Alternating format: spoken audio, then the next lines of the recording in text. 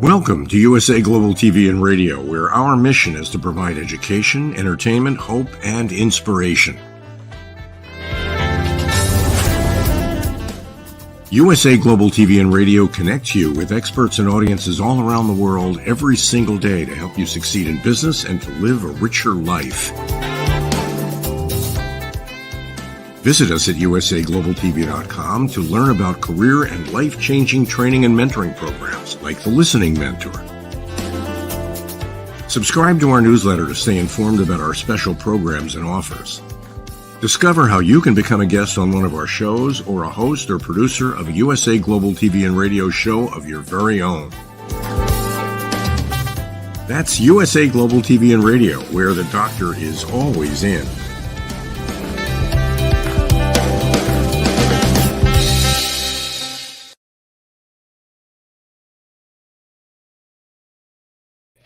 Hello, everyone. Welcome home. Welcome back to USA Global TV and Radio, where we stand for world-class education, hope, and inspiration. I'm Dr. Jacalyn Kerbeck, and our show today is the United Kingdom News and Culture. This is one of my favorite shows as we bring our dear friends who are expert correspondents in the UK to share with us the latest and greatest of what's going on. Let's welcome the star of our show, DIANN FLOYD BOEHM. Hello, DIANN. Hi, it's great to see you. I hope you had a happy 4th. I was here working, my friend. I hope you had a happy 4th. Right. I saw the pictures. So where in the world are you today? I'm outside of Houston in Kingwood. Okay, and very it's nice. known for living among the animals of the forest. So it's lovely. That is beautiful. I'm glad you could join us today. Thank you. Thank you. And joining us from somewhere else in the world, it's Helena Chard. Hello.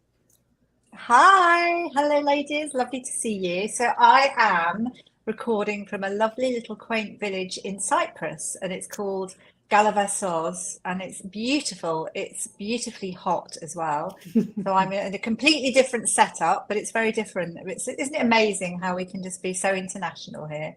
It's Still be chatting. I love it. Love it. And Cyprus is gorgeous. Thank you. I've got this sort of absolutely fabulous kind of shirt on. You know, I don't know if you know AbFab. Yeah, you must know AbFab. You know, Joanna Lumley and Adina and everything. I felt it was quite, it looks beautiful on you. Thank you. Well, ladies, we could chat away. We have two handsome gentlemen backstage. Let's bring them out. Mr. Ian Pelham-Turner, hello. Good afternoon, everyone. Well, it's another very overcast day in London. I don't know what it's like in Scotland, but I don't believe this weather. That do you know what? As you probably know, Wimbledon tennis has started this week, and what goes with Wimbledon tennis? The rain. Oh no! Umbrellas. The week before we have a heat wave. When it finishes, we're going to have a heat wave. But during Wimbledon fortnight, no, it's got to be the rain. Well, thanks for being here. Let's welcome Mr. Simon MacDonald, who is celebrating. Hello, welcome. Hello, it's nice to be back. Well, yes, the weather here is actually quite nice today. But rule of thumb is if it's bad down around the London area, then we get it beautiful. So the sun is out today. I'm really just going to rub this into you a bit, Ian, today. But no, the sun's out today for a change. We've had rain. We've had, well, it wasn't so much the rain coming down. It was more the tide coming down rather than the tide coming in. It was pretty horrendous rain, but there we are. So we've got nice sunshine today. Maybe not as nice as Helena's got it, though, but we're doing our best. Really hot here. It's hot here as well in New Jersey. So I know, but we have a lot to celebrate. I know, Simon, you've had some incredible things that have been going on. We've got some beautiful pictures. And Helena and Ian, you, of course, have some great news that you're going to share with us. And DIANN and I are just here for the ride, folks. So. That's right. Let's start off with Simon. Tell us a little bit about what it is that you and your family are celebrating, as well as many others. Well, I haven't heard from my son Paul for a wee while. Usually that means he's very, very busy. I didn't realize how busy he was until I had a phone call yesterday. and it started talking about the new sword of Scotland, the state sword called the Elizabeth sword. And well, Paul, he makes swords and he does fight choreography for movies and so on. And he made this new sword, the Elizabeth sword, which is now state sword of Scotland. I mean, it's a fantastic honor.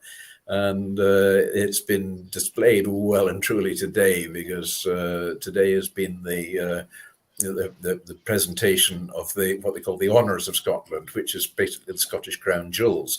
Now, the Scottish Crown Jewels, they're far older than the English ones, and they date back to the 1500s. They're on display all the time in Edinburgh Castle, and now this new edition, the Elizabeth sword, is going to be on display for evermore there. So I was absolutely thrilled that Paul should get this contract. I called it the crowning glory of his career, because it really is. I mean, I can't top this one. This is really something else. So I believe we have lots of photographs of the sword, sort of before, during, and after. And today, of course, it was really brought to the fore with the ceremony, which we've just completed in St Giles Cathedral in Edinburgh. It was an incredible presentation today, absolutely wonderful. So I'm so proud of Paul, and I know the work he does and the time it takes to make one of these swords. This particular sword, the work started on it about a year ago, and that was it in its infancy, with the blade having its first grindings to bring it into being the royal blade that it is today.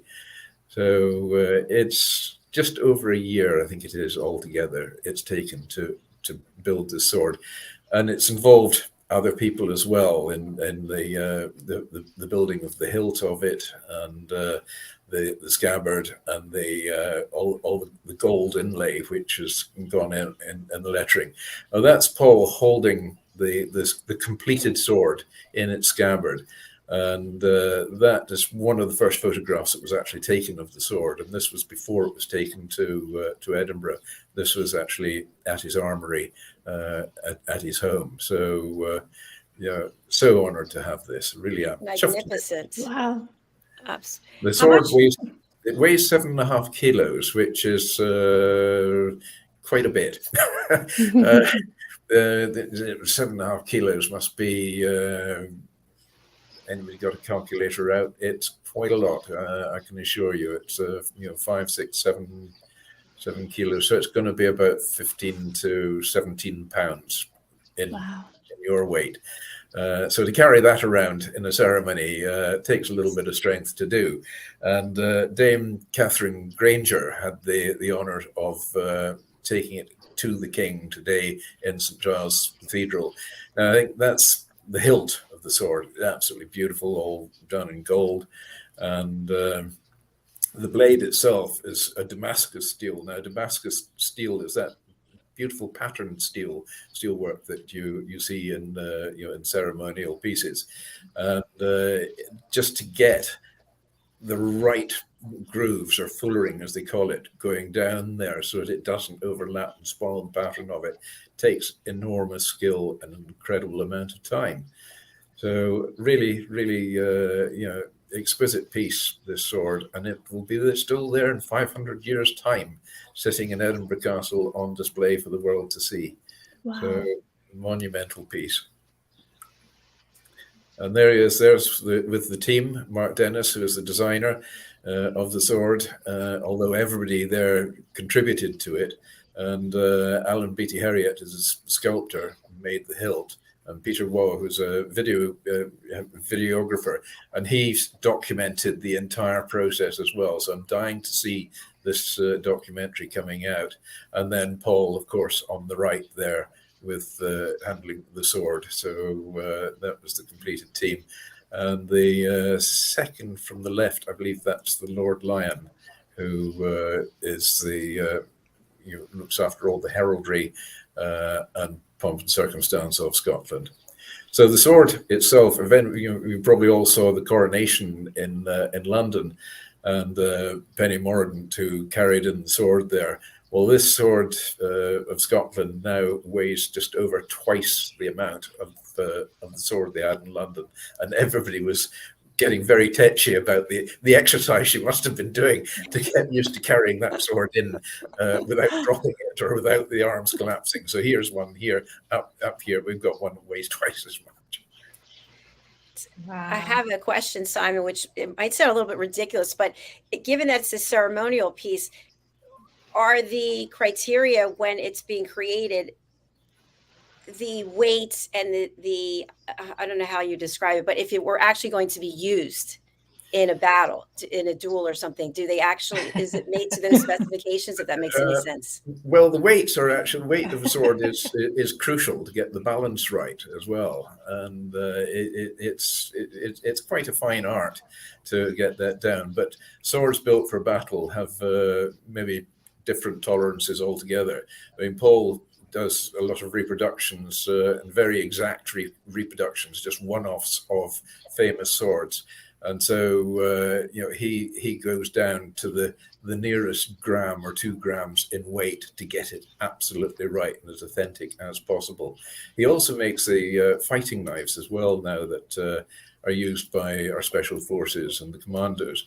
And one of his great accolades a few years ago was a commission he got to build 2 fighting knives, one the British commando type knife and the one used by the US special forces.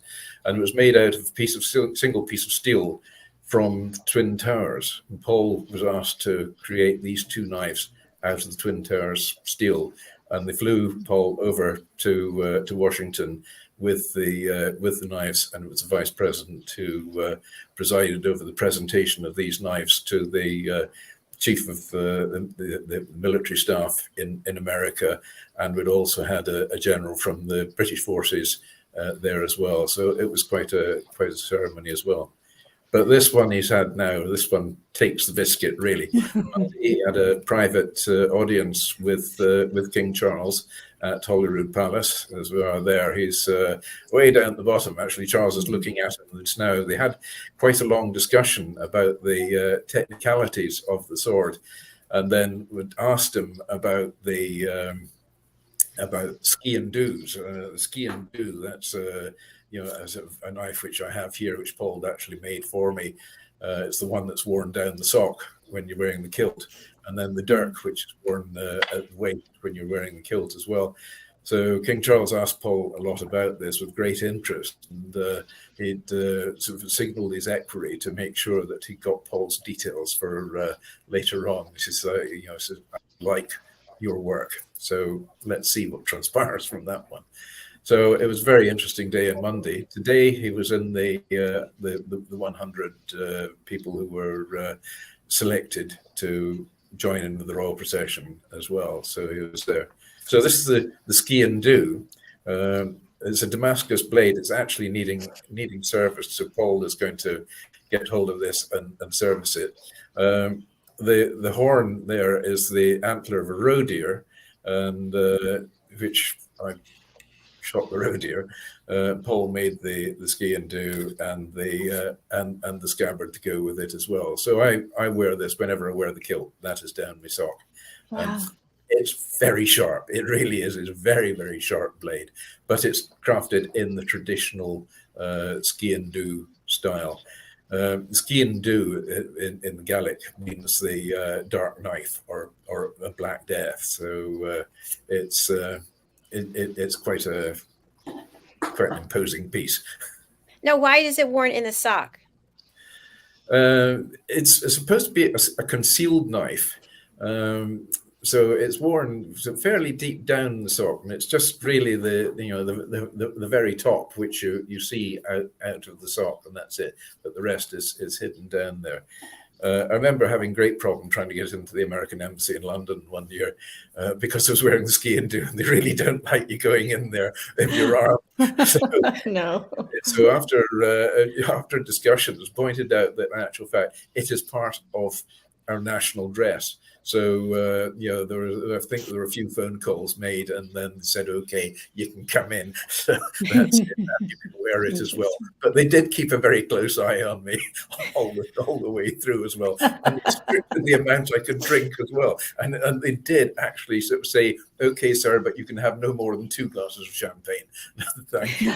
I have a question for you. What's the process of selecting the person, in this case, the dame, who carries the sword? Somebody who's very fit, I think, is probably the answer.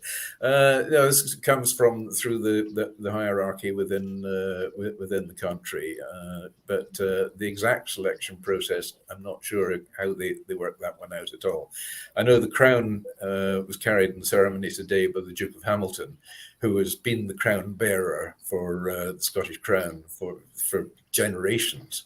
And the young Duke of Hamilton today, I knew his father very well, a great character, and he enjoyed his sailing and scuba diving and so on as well. So yes, we had some pretty raucous tales to tell on the Isle of Egg one year, but yes, so he has been traditionally the crown bearer for the Scottish crown. Thank you. Simon, we have some additional photographs if you would like to walk us through. Yes, this is the Duke of Hamilton with the crown, presenting it to the king, and the king literally just touches it, and then they say a few words, and away they go. The sword was actually the first one that's presented to him. That it always takes precedence even over the crown, surprisingly, and that's the scepter as well, the royal scepter with a beautiful. The end piece on it is absolutely magnificent. And again, this is dates back to the early 1600s, so it's been on the go a while. The chap in the very elaborate uniform there is the Lord Lion of Scotland, and that's Charles accepting King Charles accepting the sword. He looks as if he could use it. That's actually the sword leaving the ceremony at the end of it today. So that was at about 24 hour time today. So 20 minutes before the show started. Well done in getting it done in time. That's the king there, obviously looking quite sort of serious about the whole thing, and 2 young ladies looking absolutely gobsmacked in the background.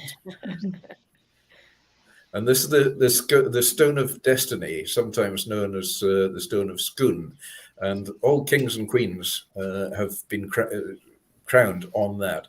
The coronation, it was in the coronation, under the coronation chair. So, King Charles sat on the coronation chair to be crowned on top of that stone. His mother did, the grandfather, and so on, going back hundreds of years. The chap who's just over the top of that in the dark suit there is Hamza Yousaf. He's Scotland's first minister, which is like prime minister in Scotland. And the Lord Lion as well, catching up in his bedtime reading. And there's the battered crown. It's yes, oh dear. There is, I believe, a story. I must find out what it was, how it got its bashing. The Duke of Hamilton didn't drop it, but I know that during the war, the crown jewels were hidden in an old well in Edinburgh Castle, just in case the place was taken over. And also in Cromwellian times, going back to early 1600s or mid 1600s, I think it was. Again, they were squirreled away and hidden in a chest and then hidden somewhere. And I believe that is about the time when it got dented. But the exact story, I'm not certain. Incredible photographs. Thank you so much for sharing them with us. Amazing. So just to say, so the sword was recommissioned because the original one from the 16th century is too fragile. That's That's it. Yes, That's that's right, right. isn't Yeah, it? yeah. They couldn't get the staff in those days to make them properly, you know. So they had to wait until Paul was born. So exciting. It's amazing. And just something to add to it, that this week in Scotland, it's known as Holyrood Week, I think, which is actually Royal Week each year in Yes, Royal Scotland. Week. So a really special time, and thousands of people, the monarch meets thousands of people at the palace, at Holyrood House Palace. And I think it's to do with, you know, celebrating Scottish culture, achievement and community. So, and celebrating people and their good work. So it's quite important that it's at this time of year each year. The whole event today is amazing. And I think there's been such good feedback from people that were so excited to meet King Charles, and he's meeting the people. And each day, I don't know if people saw the garden party. I think there was thousands of people there that they entertained. Yeah, so it's a really it's a very special time, and I'm sure Simon can elaborate on it. Yes. Oh yes, it is. I mean, Royal Week in you know, or Hollywood Week is Holyrood Week. I keep saying Holyrood. So it's all show, and it is. It's a very special time. I mean, any tourists coming into Edinburgh then, I mean, Edinburgh's always full of tourists, but this time of the year it's jam packed. And I mean, today they really did it. You know, they struck gold today. It was beautiful ceremony. The Royal Mile, which is just exactly a mile long from Edinburgh Castle right down to Holyrood Palace, or the other way around, is quite narrow, and it's an old cobbled street. So the Royal Horse Guards and everything, they were quite closely bunched up together there. But an interesting thing with the Scottish monarchy is actually the oldest monarchy in the world. And the sad thing about today is there were a load of protesters there saying, "Not our king," and so on. And I mean, these people, I really don't know what they're thinking about.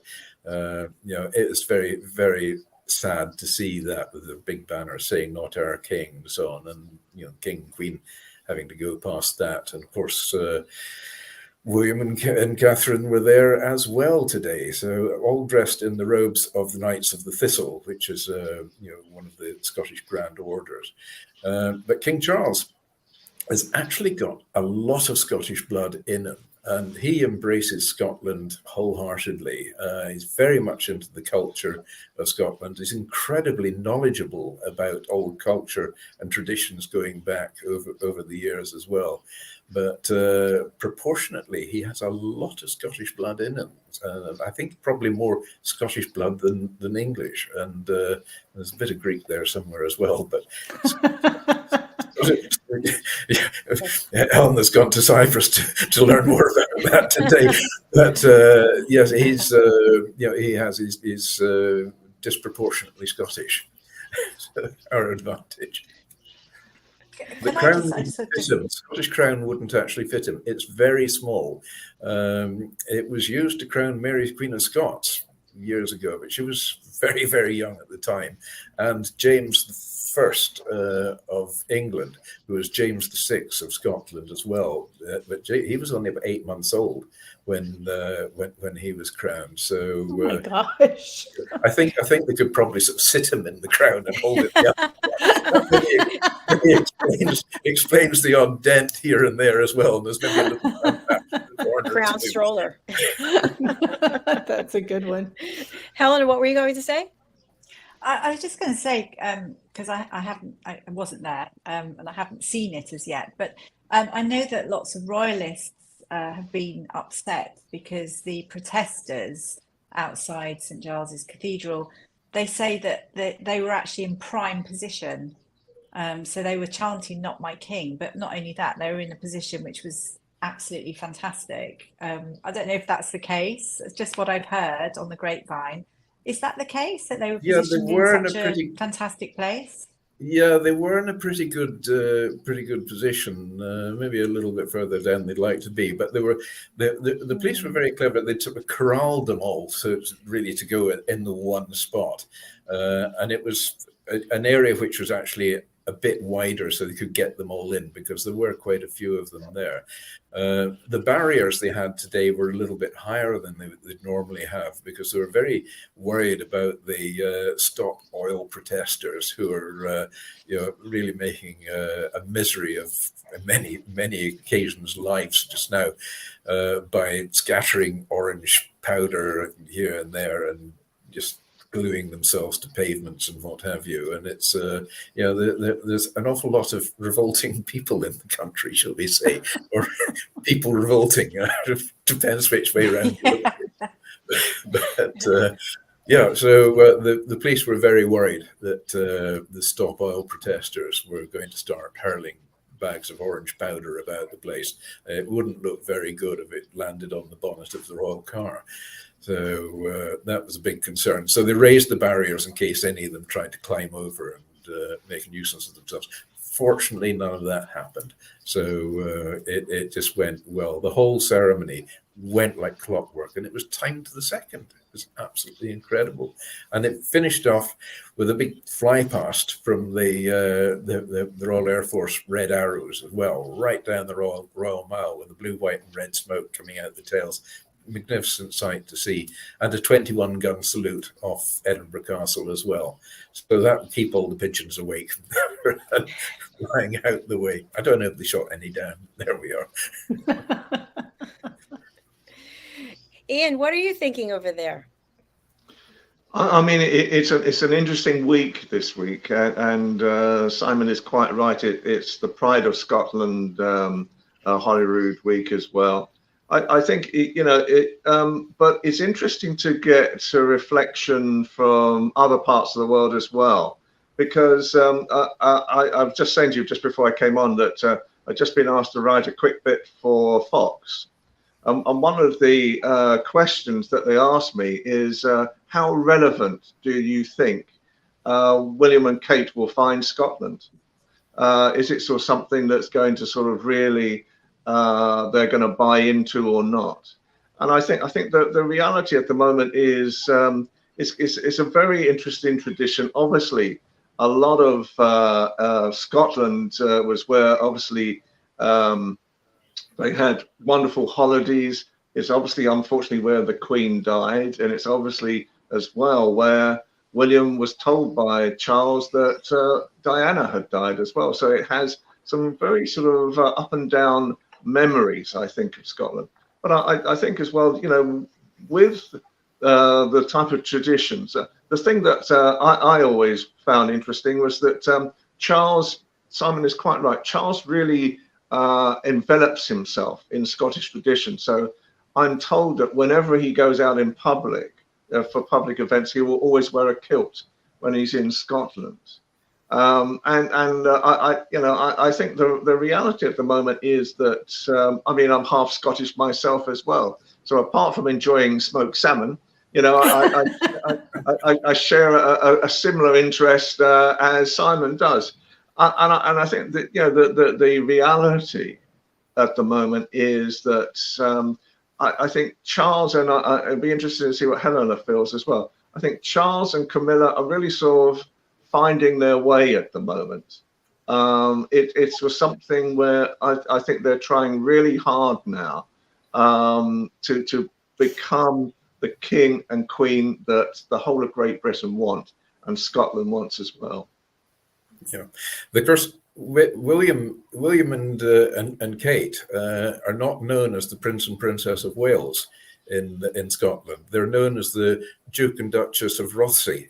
Now, that was a title which Charles had beforehand, and so they've inherited that title. Rothesay is the capital town on the island of Bute, which is in the Firth of Clyde. So they have that title in Scotland, and that's how they're referred to. It's like I was surprised actually that Edward and Sophie weren't there, because they have the titles now as the Duke and Duchess of Edinburgh. And I would have thought that they should have been there. I was quite surprised they weren't. But it was certainly very nice to see that William and Kate were there. I must admit, William was actually looking quite bored through part of the ceremony. And he seemed to be sort of deep in thought, but maybe we'll find out the reason why. He might have had a hangover from the night before, because the garden parties here tend to be quite raucous. Until you said that, I was thinking of him as a parent, thinking, oh my gosh, when I get home, I'm going to have a talking to that boy or girl. Well, possibly, yes. And I'm very glad you brought up the smoked salmon bit, not me this time, Ian. I thought that, I mean, at the moment, and with Helena, we're putting together a new project at the moment. And part of that project is looking at some of the strange factoids about now King Charles. And two of the factoids that, because we were just talking about a bloodline a few minutes ago. And then I was surprised to discover that Charles has a direct bloodline to Vlad the Impaler and Count Dracula. And this goes back in the annals of time. So, you know, watch out, Scots, if they ever try to depose King Charles, they may find that they'll get more shocks than they may expect. That's it. And if he likes them, he won't spit them out. Congratulations on your new project. That's very exciting. That is exciting. Thank you. Thank you. What does Helena think as well? Because I think it's interesting as well. What have you heard that's been going on, you know, with King Charles at the moment? Because there's so many stories going on. Now there is. I mean, you know, with reference to Scotland, I mean, obviously all the royals love Balmoral. That's quite obvious. So, you know, every royal is their heart is in Scotland. I mean, all I've been hearing, I mean, obviously I'm not quite in the UK at the moment, although my ear is to the ground, is about King Charles and his big clear out, you know, removing the late Queen's, I don't know, possessions from sight. But I think that's to do really with more of the horsey things and ceramics and various things. So I don't know if that extends to Scotland. I don't know. But it's quite interesting. And obviously, I mean, they're making such a big deal of it, but it's like anything. I think if you move into something, or I don't know, even if you're, I don't know, renting a place, let's just say, with all your family heirlooms, etc. around you, are going to remove certain things that maybe aren't as exciting or part of you. So I don't know what people think about that. But I think at the moment it's just such a royal time, and I love it. And I do love. I think it's just fun seeing the royals around and just hear. At the moment, I'm very interested in a different part, which is the Homewards project, which I think Prince William has really thrown himself into, which I really hope is going to absolutely change, I suppose, our homeless situation here in the UK. And that's a 5-year project, and 6 flagship locations have now been chosen. Where new space, tools and relationships, sort of showcasing what we can do about homelessness if it's like a collective effort. And as we know, 5 years will just fly. So fingers crossed. It's about preventing homelessness. And I think great. That is a real passion of his, as it has been as he travelled around to homeless charities when he was younger with his late mum.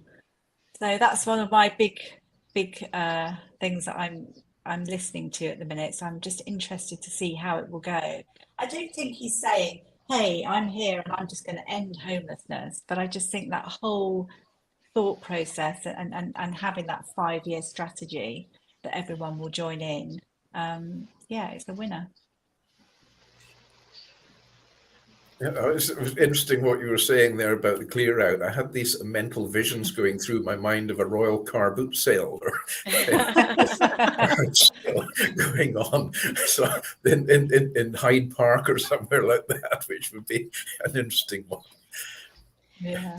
How do they actually get rid of the items? Is it at an auction or? No, A I museum? think they're probably boxed up, and maybe it will move on to a museum or somewhere where people can see all the artifacts. I don't think he'd be so callous as to just get rid of all of his late mother's possessions that we'd be interested in. But I mean, she was obsessed with horses, wasn't she? She loved horses, so everything was, horsey related. And although it's not his passion, that's what I'd say. Yeah.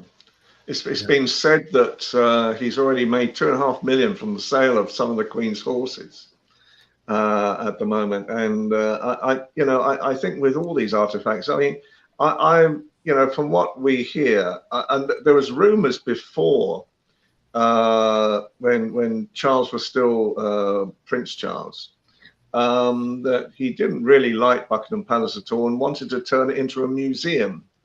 So it'll be interesting to see what happens.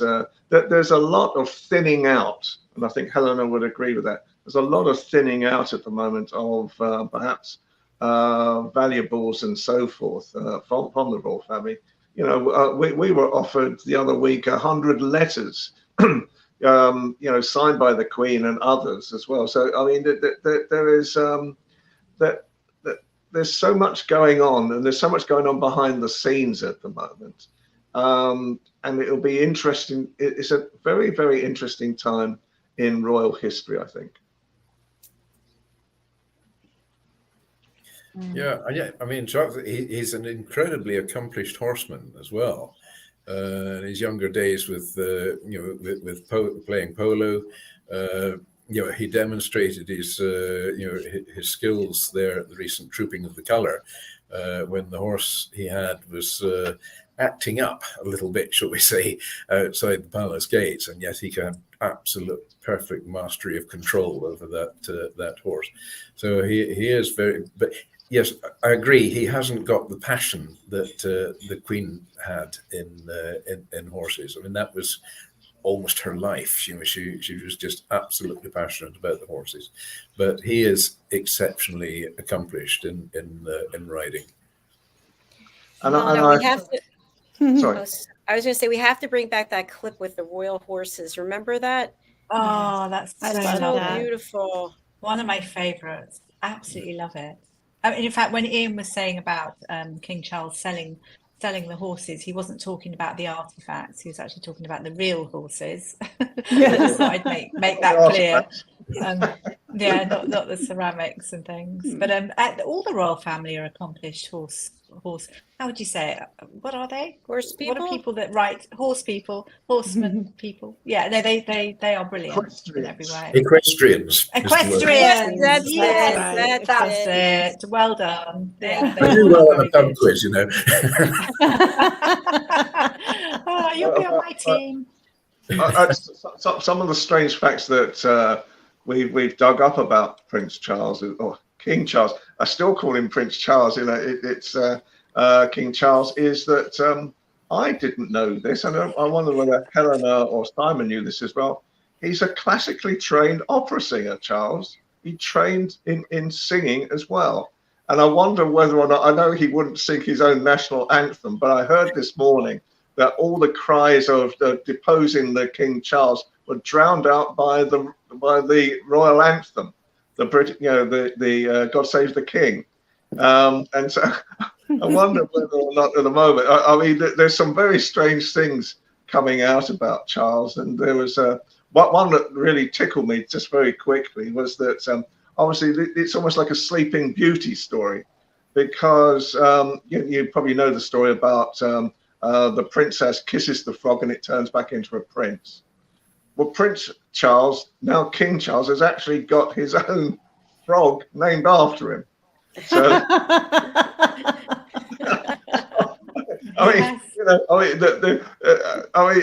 when I read about this, and I've been researching it with Helena, when I started looking, I burst out laughing the other day, and people in the cafe where I was just doing a little bit of research were wondering what was going on. But to have I can actually try to attempt. I'll have to put my glasses on. I can try to attempt the name of it. It's Hylocyterus Prince Charlesy. That's the name. It's a long name Charles for a frog. That's Prince the Charles. name of the royal frog. I think we need to sell those Prince Charles frogs, and then the money can go to the homeless that everyone's working on. Because I would buy a Prince Charlesy. You would, Diane. Absolutely. Yeah, that Prince was a Charlesy perfect sounds word. amazing. And then to know the money went to the homeless people, why not? Yeah, the poor frogs missed out on the promotion. Obviously, it should be a King Charlesy now as well. I mean, you think of it. I feel quite sorry for Charles now, because he's in a job with absolutely no prospects of promotion whatsoever. You could think that's quite comfortable. It took him a while to get there. Well, it's time to close out. Do we have anything we want to talk about regarding food? Yeah, it's Yes, that time, really. Well, I'm starving. I am Helena, too. you said you're in Cyprus. I am in a lovely village at the moment called Galavassos, and it's beautiful. And the food's beautiful. I mean, really. Yeah, that's what I was fresh going to say. There's vegetables. a restaurant. I'll have to look it up for you. And to this day, I tell everybody nobody can cook portobello mushrooms as well as the people in Cyprus. So there's my Wow, I'd food love to know edition today. Oh wow, Portobello is part of a district in Edinburgh as well. Oh, really? Well, there you go. Maybe Big they export- learned from y'all. Export thing going on to Cyprus there, I think. But I mean, they've got amazing fish in Cyprus as well. They're very into the likes of octopus there as well, and they know how to cook octopus, because it's actually quite difficult to get the timing absolutely right in octopus. Most people just give you it, and it's like a piece of old rubber when you get it. But in Cyprus, they know how to do it. They know that they do it exceptionally well. I always thought that Cyprus was part of Greece, but it's not. If part of it is, yes. Part. I know. I looked it up. Split and in I half. Said no. No, No. it's separate. But it's so beautiful. It really is. I haven't been here for a while, so yeah, I'm But exploring. it looks good on you. Look how good Helena looks. You I look know you have beautiful. a tan. The Yeah. sun is goodness. really. I'm very hot. But I'm also have a client here as well who has some amazing royal pictures. So Ian, I may bring you in on a video time to have a look through them. They're old pictures, and they're hoping to sell them. So they're quite exciting.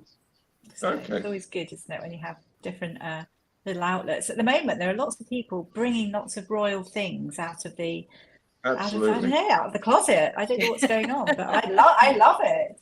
Yeah. Yeah, let's just see what we can do. But just on a personal note, I always call Helena my sundial. When I first met Helena many years ago now, and if the sun was shining, she would follow the sun round.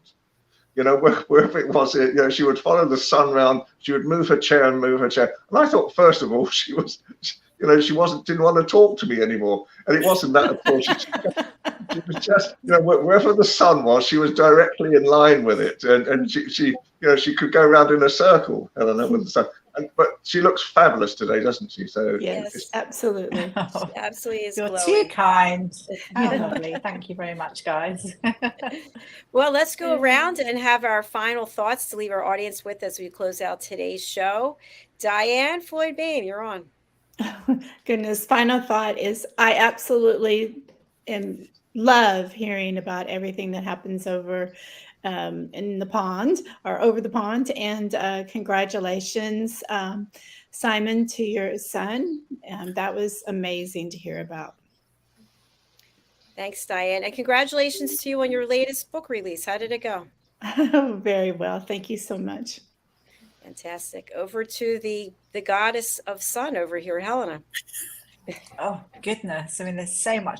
Again, everyone really has to find their joy. Absolutely. And also have your boundaries in place, because you will excel if you have your boundaries in place. But, at the moment I'm in Cyprus, and for me, obviously, specializing royal, it's lovely to speak with the people of Cyprus as well, and just to see how much they love our royal family. So for me, I feel I'm thrilled. Yeah. So everyone, find your joy. Find your joy. I love that. over to you, the proud papa, Simon. It was me again. Oh, dear. Right. Well, I mean, I've said this one before, but I feel it's very appropriate to, in view of what Paul's achieved. But the sky is not the limit when there's footprints on the moon. Wow. Wow, very good. You're so good. And he proved it. Mr. Ian Pelham Turner. Well, what can I say about King Charles? That he's led the most fascinating life. I think being half Scottish myself, I was watching it with great pride today. What was going on in Edinburgh at the same time. I hope what it will do is the royal family at the moment. I hope it will give us hope and encouragement and enthusiasm to move forward again. At the moment, I think we all need a lift in Great Britain right now. We're really trying to move forward with our lives, and I hope Charles and Camilla are really taken to our hearts, and the rest of the royal family, and dare I say it, the M word, Meghan and Harry, are sort of come back into the fold as well. But I think it's very interesting to get the reactions of America as well about the royal family, we will see what we will see. Watch this space is really watch the show next week, and who knows what might be happening. That's true. Thank you so much. I just wanted to take this time out to thank each of you who are here on the screen, because the level of professionalism and experience that you bring is like none other. And I know how in demand you are for your time and for the service and your value. And I just want to thank you for taking the time to be part of our family here. I wouldn't miss it for the world. Thank you. Thank you. And I want to say that this show, Helena's back. That was weird. You dropped off. I just want to say this show is brought to us in part by the lovely, the beautiful DIANN FLOYD BOEHM. Thank you so much for your sponsorship, DIANN. And we're going to close out with a clip from DIANN. Here we go. We'll see you all next week. Hello, boys and girls, and welcome to Story Garden. Your host, DIANN BOEHM. I'm so happy to have you here today. DIANN FLOYD BOEHM tells wonderful stories that warm the heart, spark the imagination, and unite people and families across generations. For children, Diane's Harry the Camel connects with all of us who've ever wondered how different our lives might have been if only we'd been born something better, like a wonderful horse instead of an ordinary camel. In the end, we all learn along with Harry that there's nothing better than just being yourself. Diane's little girl in the moon looks down on earthbound children and wonders if they know she's just like them. A story of love, home, and the bond between mother and daughter, its powerful theme that we're each of us different yet all of us the same plants a seed in children that promises to blossom within a loving and trusting grown-up.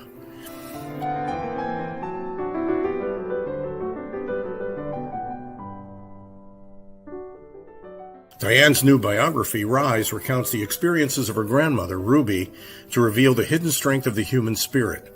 Ruby's story inspires all of us to become the best versions of ourselves. You'll find all of Diane's delightful books and much more at DIANNFLOYDBOEHM.com.